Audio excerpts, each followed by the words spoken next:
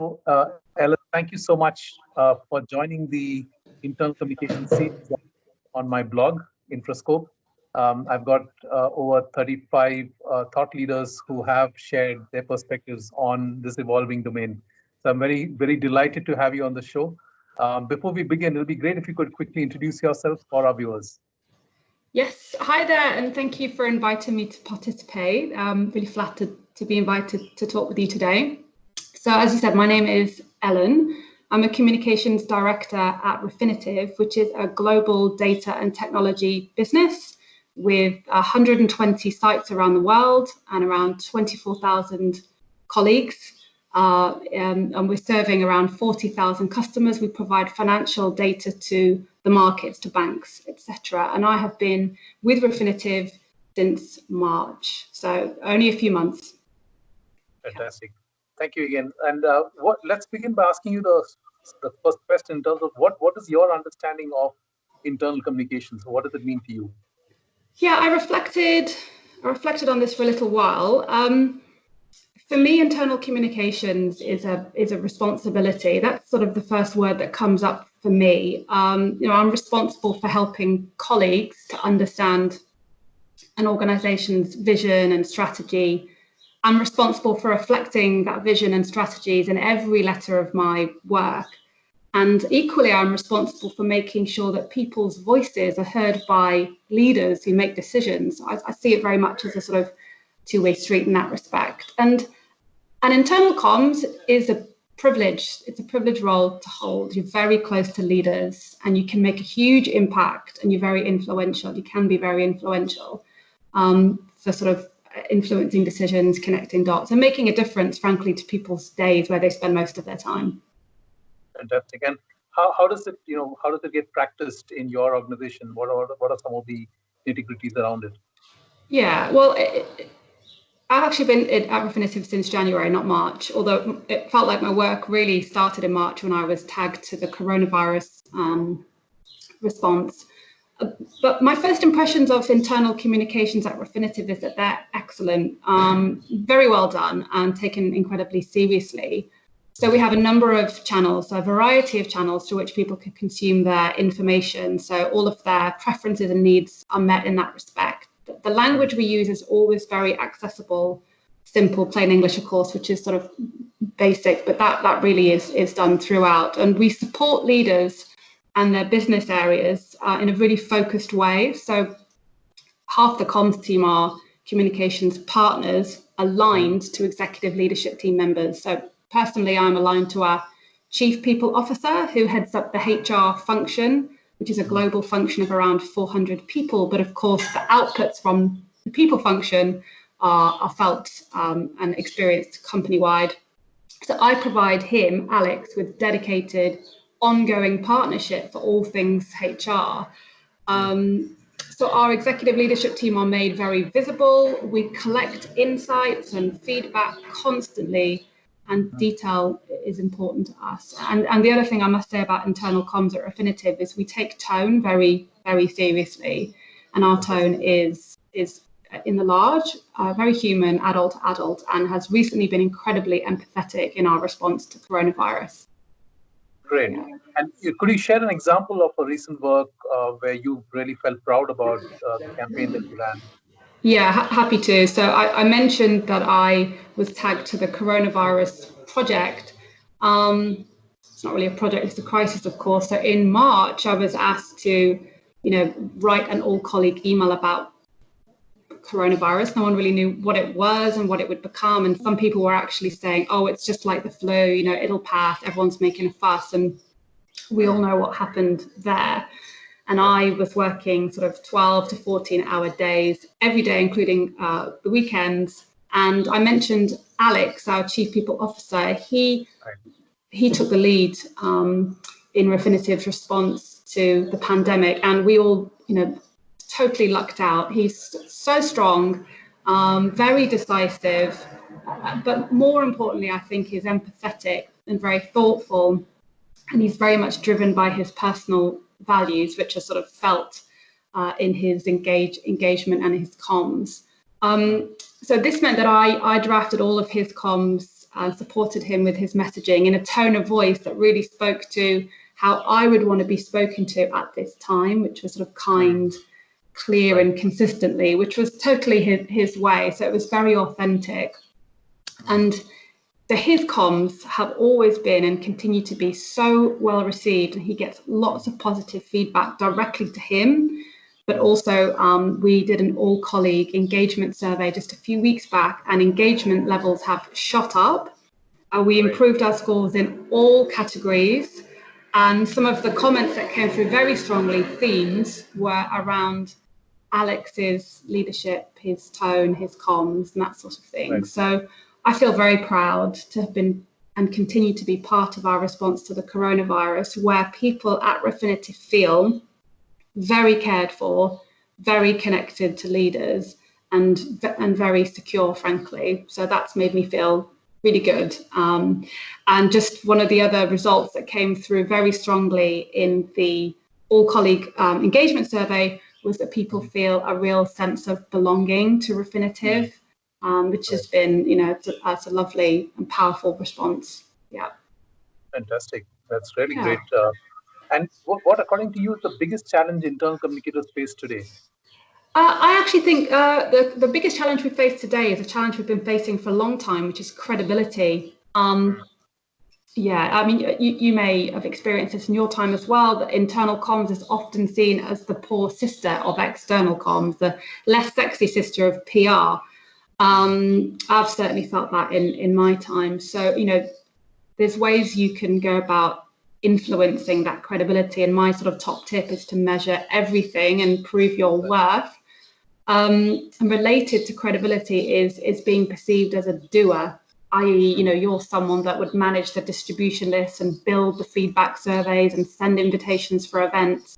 Right. I think while it's important to be seen as someone who does take accountability and delivers end to end, there does come a point in your career where you ask, am I investing my time and energy in the right places in order to add the most value? And you should have those conversations with your line manager and stakeholders and present a really compelling case. But while you need to be investing your energy here, and the rest of the stuff, the hygiene stuff, needs to be delegated, frankly. So yeah, credibility, I think, is an ongoing challenge for internal communications. And related to that, what do you think is the biggest opportunity today? It's really sad to say, but I actually think crises. So the world is changing. Right. And we're experiencing numerous crises emerging that impact business and people's lives. So energy, sustainability, oil, even recently with race in the US and the outrage across the world about George Floyd. So crises.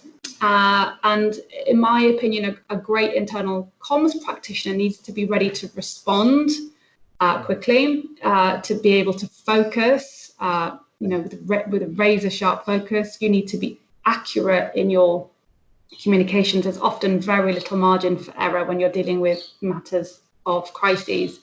You need to be strategic, obviously, and creative, which is classic, but it's important in crisis comms to be creative with solutions, not just the way your comms look and feel.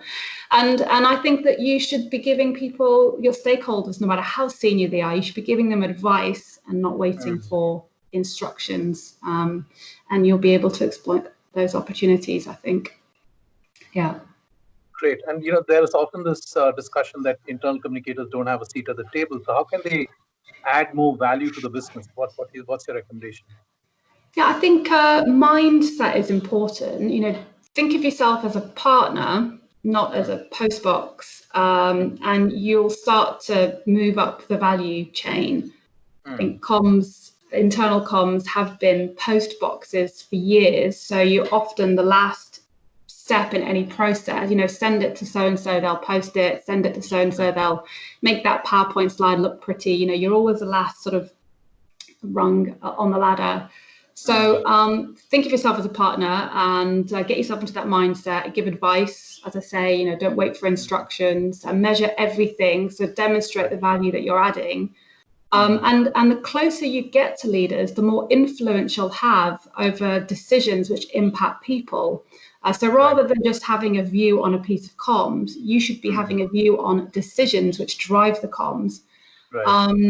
Yeah, so if you can measure, move up, adopt a partner mindset, not a post-bot mindset, things will start to happen, and the proof will be in the pudding, as we say. So the engagement scores, hopefully will speak for themselves. The feedback and the insights that you're capturing will demonstrate that you are a partner, and you'll be invited into more meetings and stakeholder meetings and decision making.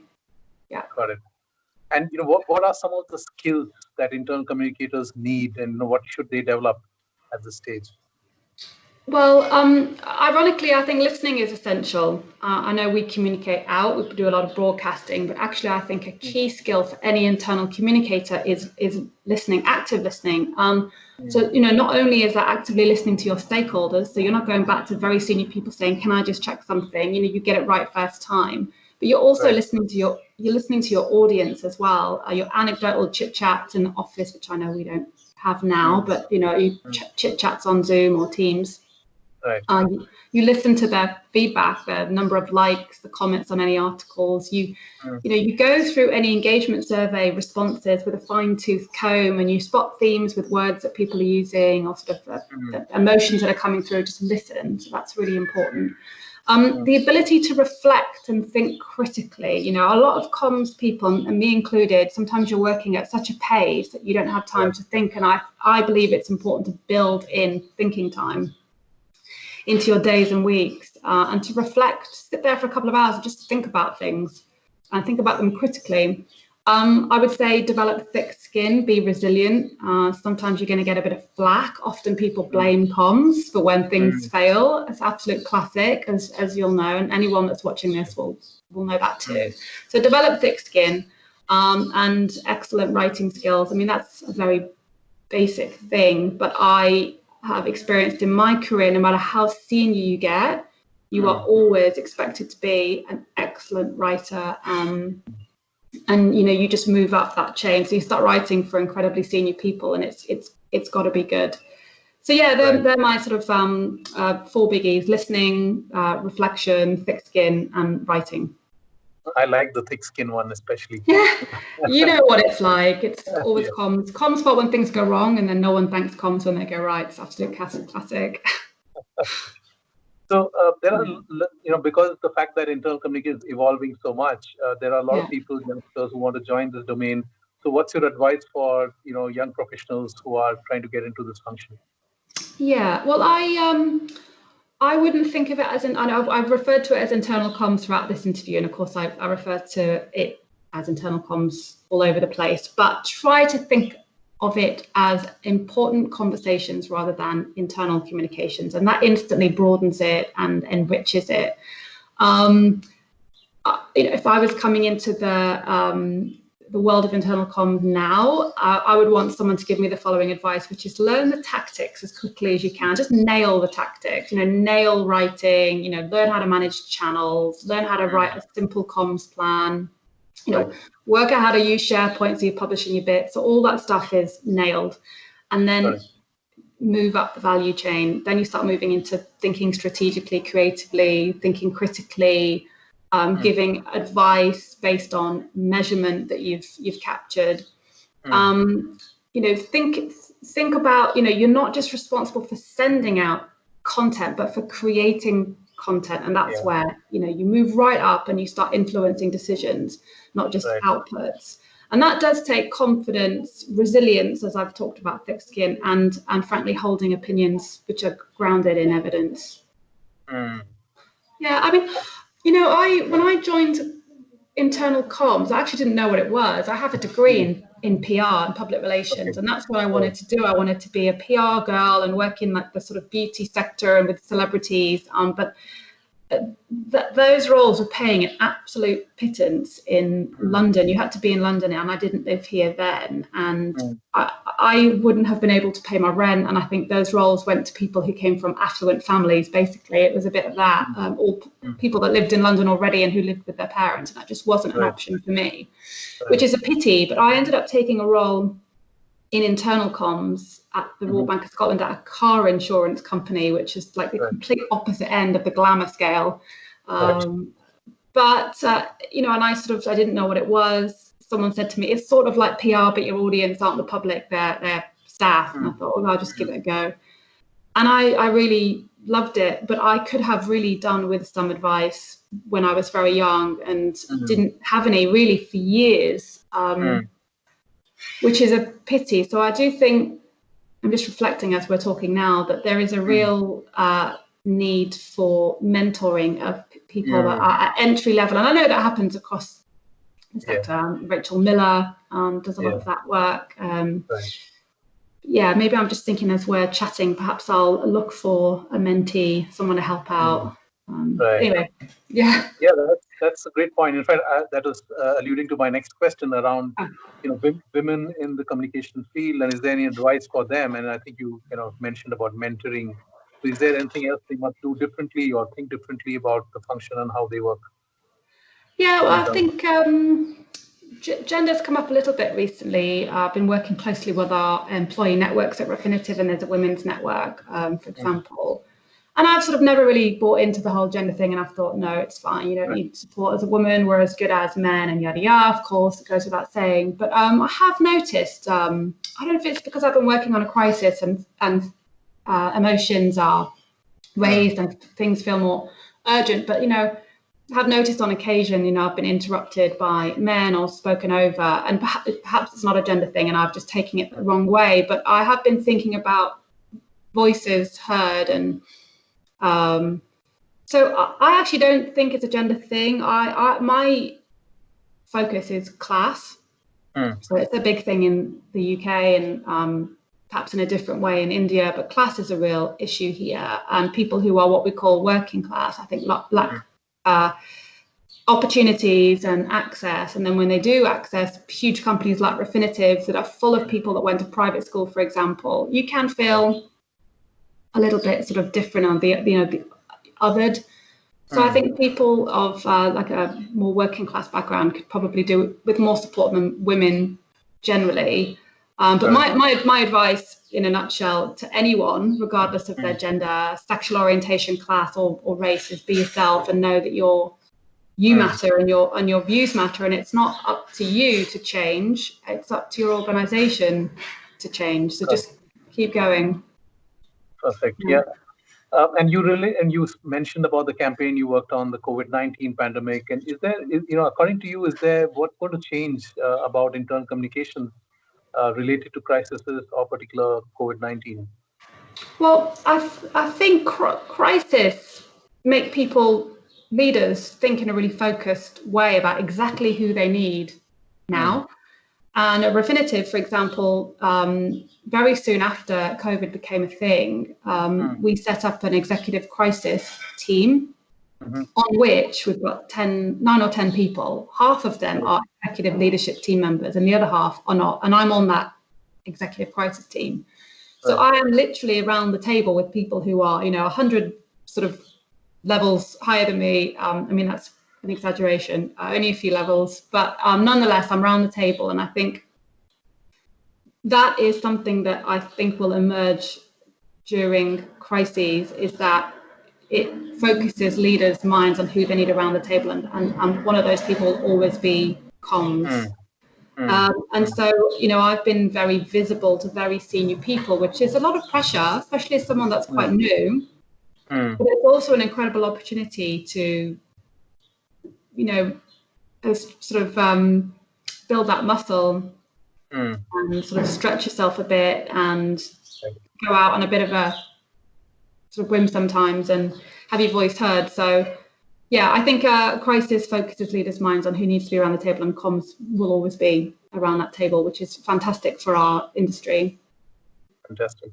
And Yeah. what, according to you, is one trend, if you could share any one trend that you spot in internal comms today? Yeah, well, we'll link to that last answer. I think its expectations on communicators have increased in very recent history. So Right. they, you're required to be bloody good and responsive and know your stuff, and not just be good at comms, but be knowledgeable about what's happening in the business and what's driving decisions, so that you have an opinion on those decisions. And I've often been asked to comment on things which I might not naturally know about. So I've had to prepare myself for meetings in advance, because I would be expected to know the answer, and I don't get a pass because I'm more junior than everyone else around the table. So yeah, I think expectations have gone up and will continue to rise as people expect more strategic comms from internal communicators. So therefore, I predict a hyper professionalization of internal comms.